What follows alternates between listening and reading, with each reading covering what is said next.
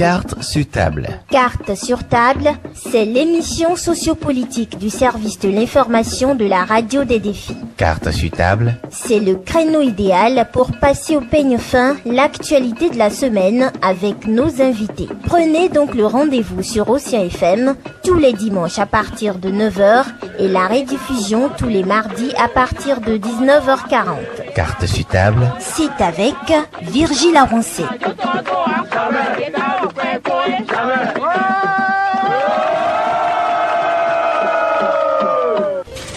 Ils ont de plus en plus d'auditeurs. Si ça continue, on est foutus, hein. Et on pourra la fermer, la nôtre de radio.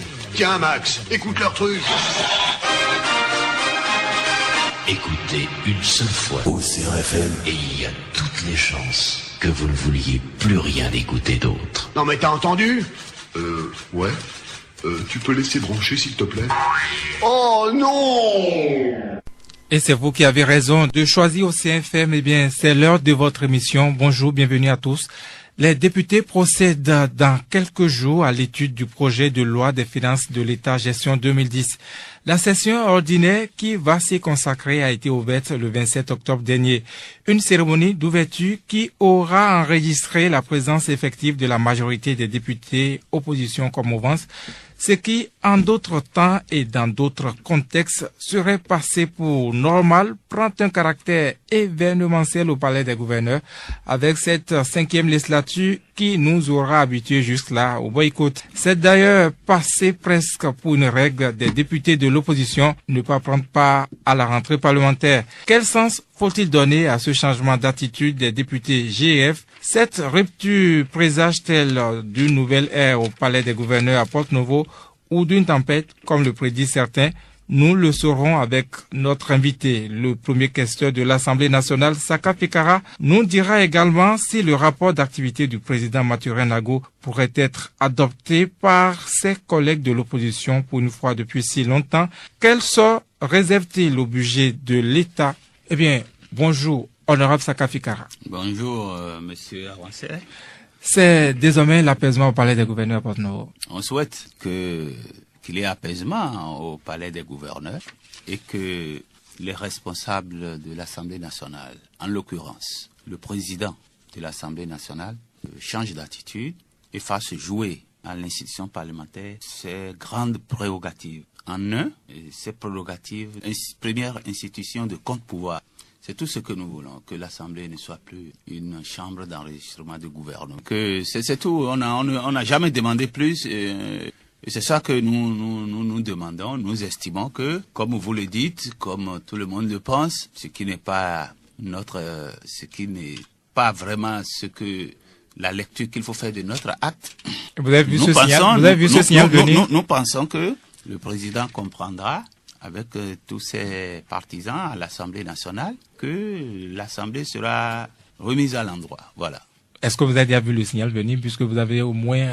Écoutez, non, mais on n'a pas commencé réellement les travaux de la session. On n'a pas remarqué. Je ne souhaite pas qu'on s'attarde sur cette question.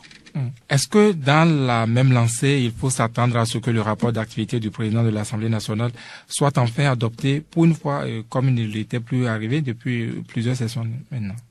Je voudrais dire que c'est pas tous les rapports d'activité du président de l'Assemblée nationale que nous avons rejetés. Et puis, je ne peux pas me prononcer sur la question, d'autant plus qu'il n'a pas encore fait, nous ne l'avons pas encore reçu. J'espère bien que ce qu'il a dit dans son discours d'ouverture, à savoir la vérité à ce pouvoir, la vérité et le vrai diagnostic que nous faisions depuis sur la façon dont ce pouvoir-là gère notre pays. Il a fait le bon diagnostic, j'estime bien que son rapport d'activité sera dans ce sens et il verra bien que ce n'est pas contre sa personne, que nous ne sommes pas des stupides, que nous ne sommes pas là rien que pour rejeter des rapports du président de l'Assemblée, que si c'est dans la même lancée que tout le monde va voter son rapport. Voilà. Le point le plus important de cette session ordinaire sur lequel l'opinion attend les députés, c'est le budget de l'État exercice 2010. Dans quel état d'âme vous abordez l'étude de ce budget? L'étude n'a pas encore vraiment commencé, l'étude du budget, ni en commission des finances, ni en plénière. Je crois que nous avons reçu les documents du budget. chacun lit, chacun feuillette, mais je crois quand même que ce sera très difficile de soutenir ce qui est le contenu. On verra bien. Déjà, vous qui avez lu, quelle appréciation vous avez du budget? Je n'ai pas lu. Vous connaissez la quantité de documents qu'il y a? Je crois que c'est au moins de 200 kilogrammes de papier pour chaque député. Et on lit les choses essentielles, mais je crois quand même que il y a un peu de bordel dans le budget là. Mais on verra bien, on va nous expliquer. Puisque nous ne pouvons pas donner une appréciation tant que ceux qui ont confectionné ce budget ne sont pas venus nous expliquer ce qu'ils ont écrit. Bon, nous lisons, nous comprenons à notre manière, nous relevons des choses, et puis, bon... Et concrètement, qu'est-ce que vous avez relevé, par exemple? Non, mais écoutez, je ne veux pas dire quand même des choses unilatéralement. Je souhaiterais que, sur cette question, que le ministre des Finances vienne dire pourquoi ceci, pourquoi cela, nos inquiétudes, nos questionnements, tout ça là, qui vient nous expliquer, voilà. Pensez-vous que certaines couches de la nation qui n'ont pas vu leur aspiration prise en compte dans ce budget peuvent encore amener l'État à le faire à l'étape actuelle des choses? Mais est-ce que vous voyez l'état dans lequel notre pays se trouve aujourd'hui? Vous voyez que c'est de la chienlit dans le pays, parce que il y a des gens qui en mettent plein les poches, il y a d'autres à qui on ne donne rien. Vous savez qu'il y a des gens qui travaillent par mois, 30 jours, qui se mettent au service de l'État béninois et qui gagnent 30 000 francs CFA par mois. Qui gagnent 30 000 francs CFA par mois.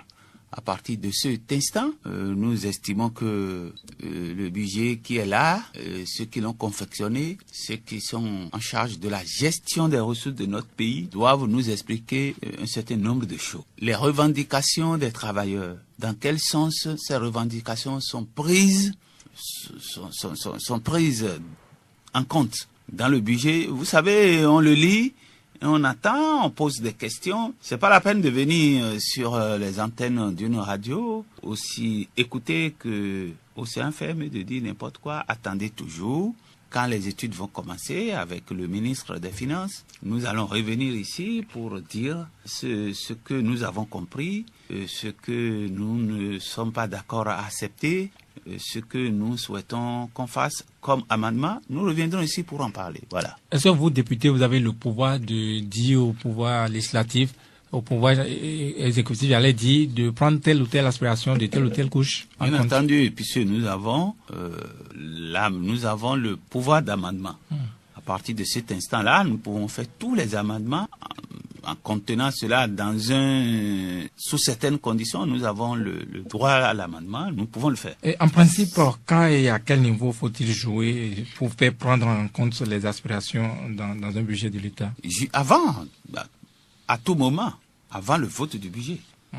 Donc les syndicalistes qui actuellement tiennent à leurs aspirations peuvent tenir fort et obtenir. Nous avons l'habitude, pendant toutes les législatures que moi j'ai faites, j'ai toujours été membre de la commission des finances. Avant le vote du budget, on invite toujours toutes les couches sociales, les travailleurs, les syndicats, le patronat, tout le monde. On les invite, on les écoute.